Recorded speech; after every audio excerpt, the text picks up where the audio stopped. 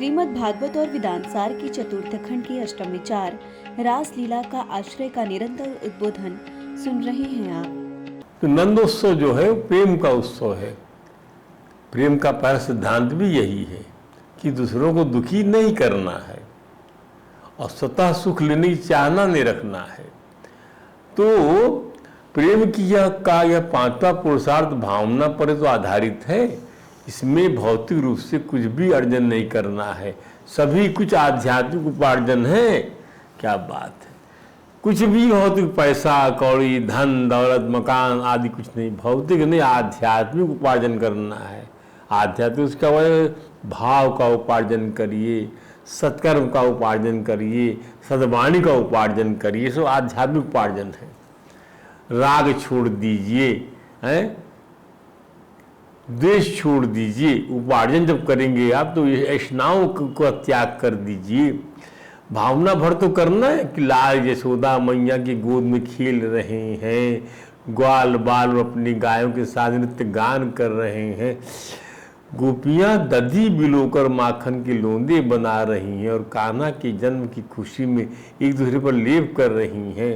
ध्यान दीजिए कि नंद महोत्सव ब्रह्म मुहूर्त से ही मनाया गया था। अतः सूर्योदय के पूर्व से लालन का ध्यान किया जाए। संत लोग कहते हैं कि प्रातः काल इस प्रकार ध्यान करने से मंदिर रात के रख गए थे नंद बाबा के यहाँ वसुदेव जी लाला को, और सवेरे से जो है कि बस सूर्योदय के साथ ही लोग नित्य कर्म करके सुबह गांव के समय 5, साढ़े 5, 6 बजे के आसपास सब आ गए। अतः सूर्योदय के पूर्व से ही लालन का ध्यान किया गया। संत लोग कहते हैं कि प्रातः काल इस प्रकार ध्यान करने से, भजन पूजन कीर्तन करने से 12 वर्षों के भीतर ही श्री कृष्ण चरणों की शरणागति हमें मिल जाएगी। नंद महोत्सव की भावना करने का तात्पर्य है सरल बनना। गोकुल के ग्वालों में ये सरलता देखने मिलेगी। गोकुल के भीतर रहने वाले किसी ने भी कपट में बर्ताव नहीं किया। सारे कपट बर्तन मथुरा से शुरू होते थे। ध्यान दीजिएगा, सारे कपट बर्ताव मथुरा से शुरू हुए हैं, गोकुल से नहीं। इसलिए ठाकुर जी का मथुरा प्रवास अल्प रहा। अतः सरलता, रजुता, भोलापन प्रेम रूपी पुरुषार्थ की एक अन्य आवश्यक शर्त है। इसके लिए हमें ग्रामीण जनजीवन से भी सीखना चाहिए। इसकी उपेक्षा कतई उचित नहीं है। भाद्रपद अष्टमी को प्रभु का प्राकट्य हुआ, नंदोत्सव नवमी को हुआ, द्वादशी को भगवान शंकर अपने प्रीतम प्रभु की बाल झांकी का आनंद लेने पधारते हैं। वे अकेले ही लालन के दर्शन के लिए बज पधारते हैं। कई लोग भजन या दर्शन करने के लिए औरों को भी बुलाने जाते हैं। ध्यान दीजिए, सत्प्रेरणा देना अच्छी बात तो है, परंतु भली बुरी बातों को भी ऐसे में स्थान मिल ही जाता है। प्रेम सिद्धांत को मान, जो कि प्रेम सिद्धांत को मानने नहीं है। भजन और दर्शन एक चित्त से करना चाहिए। दर्शन के बाद मंदिर के बरामदे में थोड़ी देर बैठने का यही प्रयोजन है। हमने भगवान के जिस स्वरूप का दर्शन किया है उसे दिल में उतार लीजिए। संतों की दृष्टि हमेशा प्रभु के किसी न किसी रूप में अटकी रहती है। बाह्य दृष्टि तो हमेशा ही झुकी रहती है। भगवान भोलेनाथ की दृष्टि भी अपने प्रीतम के सिवा कुछ भी देखने की इच्छुक नहीं है। कई महात्माओं ने सदाशिव के गोकुल आगमन का बड़ा ही भावभीना वर्णन किया है।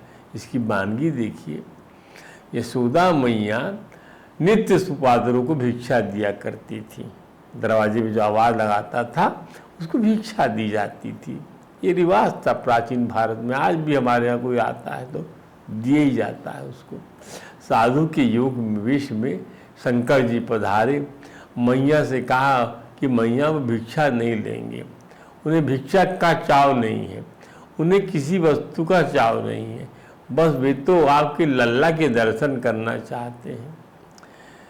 यशोदा मैया की सेविका ने जब साधु बने भोले बाबा का यह समाचार दिया कि वे लालन के दर्शन के लिए दूर कैलाश से आए हैं मैया, और दर्शन के लाने सिवाय उन्हें कोई चीज़ की रंच मात्र भी इच्छा ना है, तब यशोदा मैया को कहलवा दिया लालन के दर्शन तुम्हें ना कराएंगी, क्योंकि भोले बाबा के सांप से लालन को डराए लागत है।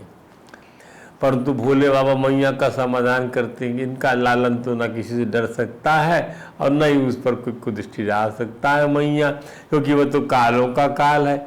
मैया यशोदा भोले साधु कहती है कि नन्हे से बालक के लाने उन्हें ऐसा नहीं कहने चाहिए। भोले बाबा भी कहते हैं भैया बेबी लाला के दर्शन बिना यहाँ से हटवे के नहीं, ये उचित नहीं है। नंद बाबा के गांव के पास आज भी आशीश्वर महादेव का मंदिर बना हुआ है। आशा लगी है कि आज दर्शन कराइए। मैं तो आशीश्वर महादेव, आशा का जो ईश्वर है, हमारे शंकर भोले ठाकुर जी के दर्शन की आशा में आज भी बैठे हुए हैं। प्रेमी को भोले बाबा जैसा बनना चाहिए। ठाकुर जी के दर्शन की आशा में किसी ऐसे जीवन की बाढ़ जो होना चाहिए कि प्रीतम को स्वयं दर्शन देने का मन हो जाए। उधर बाल कन्हैया ने जाना कि सदाशिव कैलाश पर्वत से पधारे हैं, परंतु माता के डर के मारे भोले बाबा को सुनने नहीं ले जा रही माँ, तो वे जोर जोर से रोने लगे।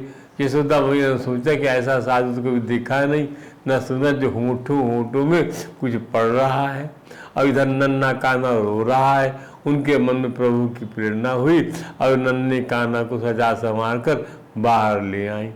भोले बाबा ने प्रभु को देखकर प्रणाम किया। दर्शन से आनंद तो हुआ परंतु तृप्ति नहीं हुई।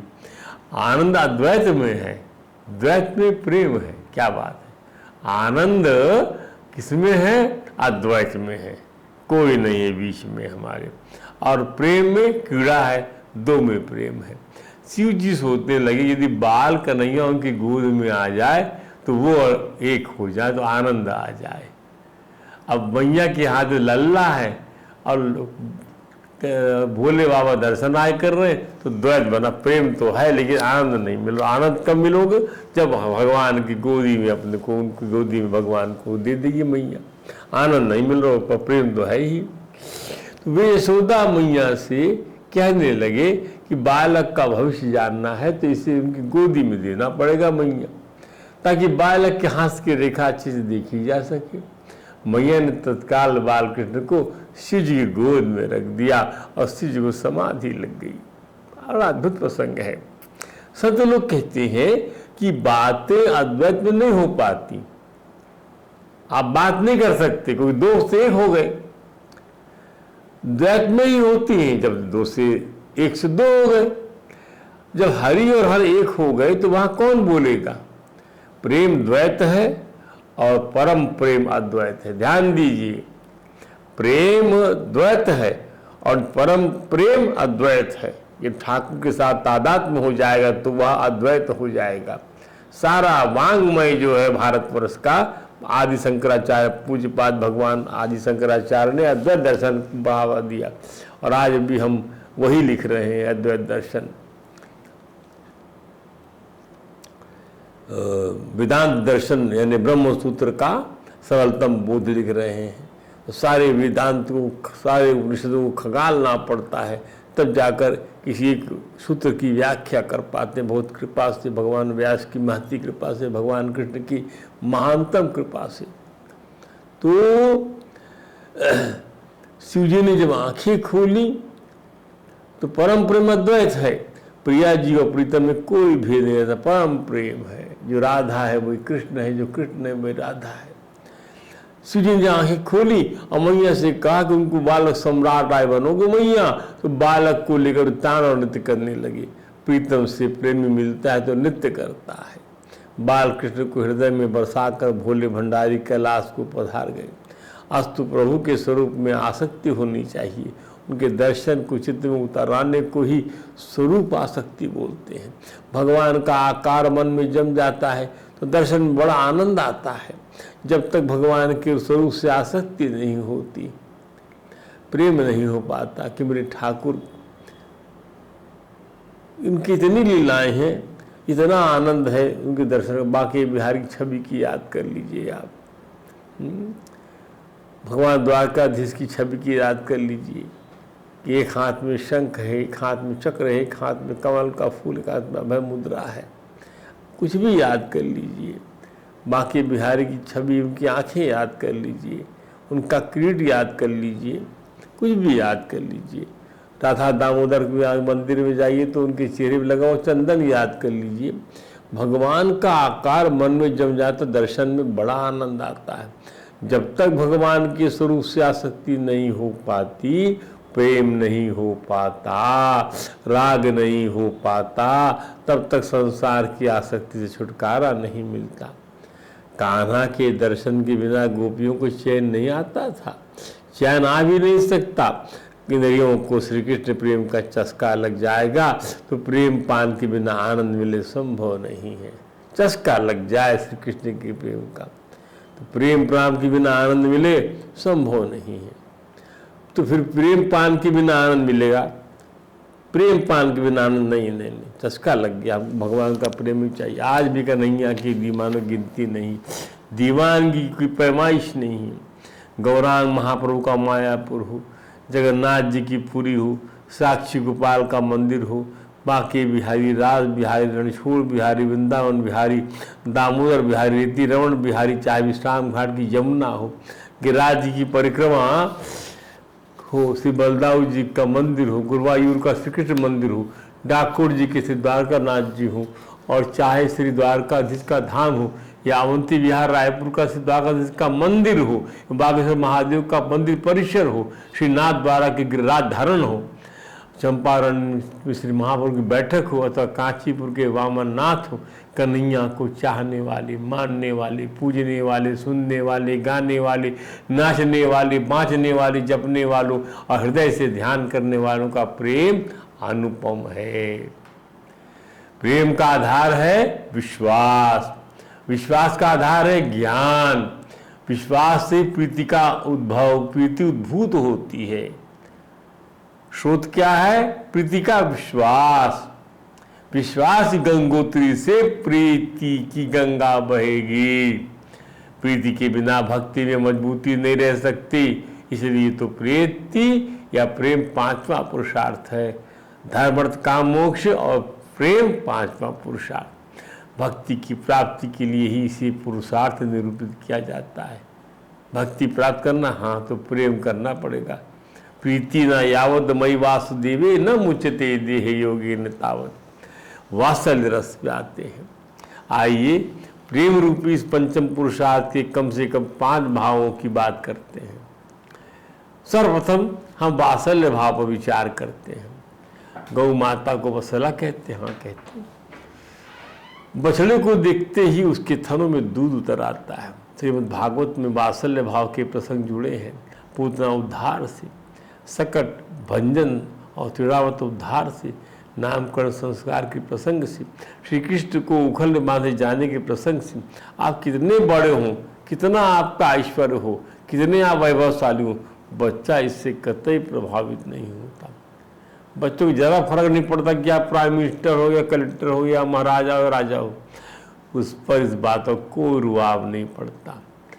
हम बच्चों को चमकाएंगे, घुड़काएंगे तो उल्टा वही हमें चमका देता है। इस वृत्ति से जो रस स्रावित होता है वही वात्सल्य का रस है।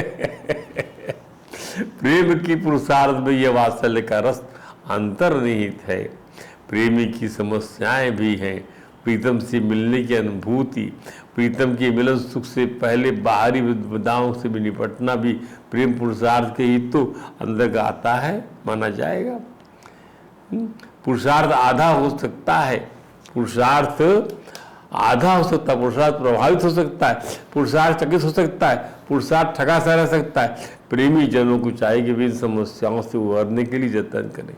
अब क्या इन समस्याओं से प्रेमी लड़े, वो क्या करे? इसके लिए भी तो उसकी दौड़ प्रीतम तक ही होगी। बाह्य रूप से प्रेमी लोकाचरण करेगा, टुन्ना टुटका भी कर सकता है, पूजा अर्चना भी कर सकता है, दान धर्म भी कर सकता है। प्रीतम पर आई विपदा को दूर करने का जितना भी प्रेम ही तो है। अब भैया श्रद्धा यही करेंगे, कोई विपदा आएगी तो सब गोप जन यही करेंगे।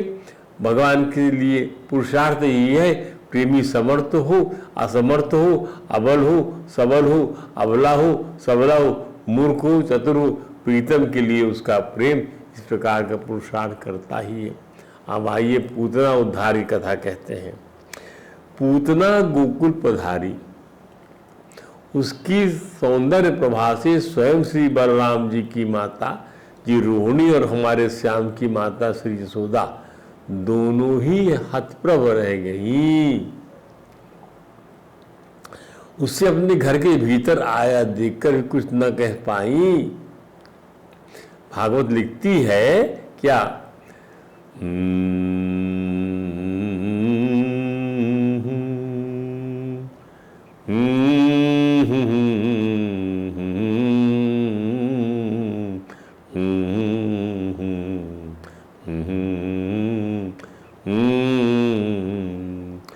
ताम तीक्ष चित्ताम अतिवाम चेष्टिताम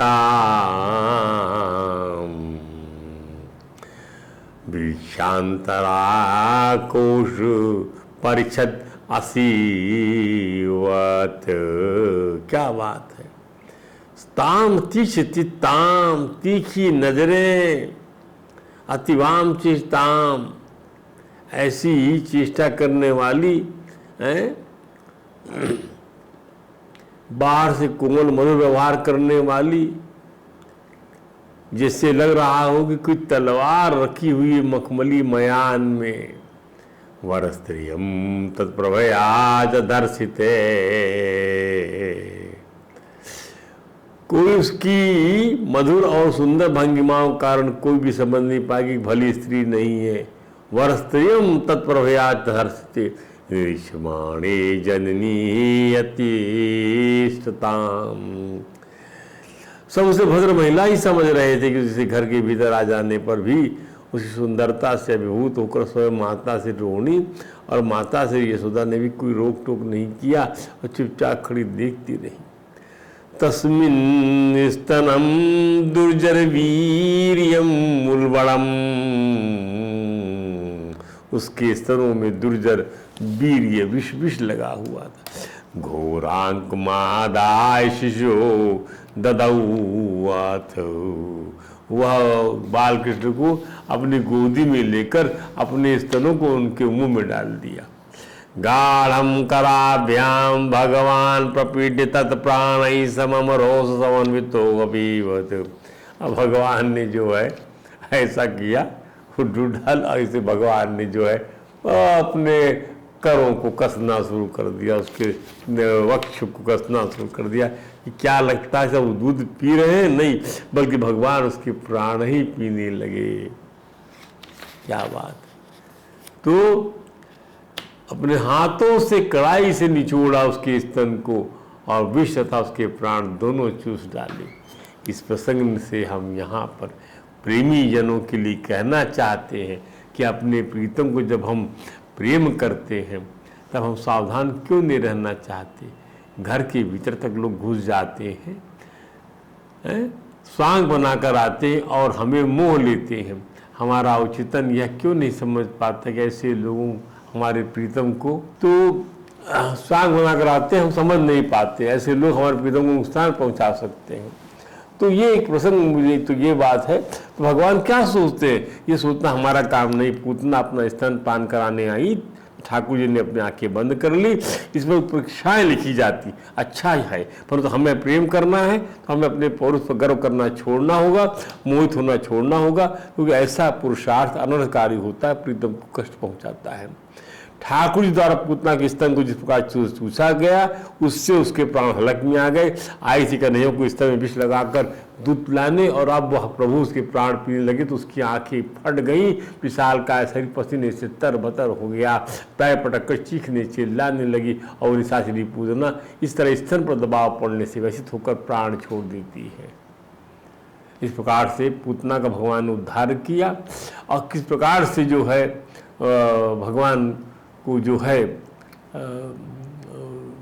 गोपांगनाएं और माता रोहिणी और यशोदा जो है गो से उनको नहलाती हैं, गोधूली का लेप करती हैं, शुद्ध करते भगवान को इस प्रकार से। अर्थात ऋषिकेश बाल कृष्ण की इंद्रियों की नारायण रक्षा करे, कन्हैया के प्राण रक्षा करे, श्वेतद्वीप के स्वामी उनकी की तथा योगेश्वर के मन की रक्षा करे। इस प्रकार से उनका जो है उनकी नजर उतारती हैं। तो इस प्रकार से बाल कृष्ण को सर्वशक्तिमान मान ले, जान ले तो वह ऐसी प्रार्थनाएं क्यों करेगा। प्रेम ही वह पुरुषार्थ है जिसमें ऐश्वर्य के लिए कोई स्थान नहीं है।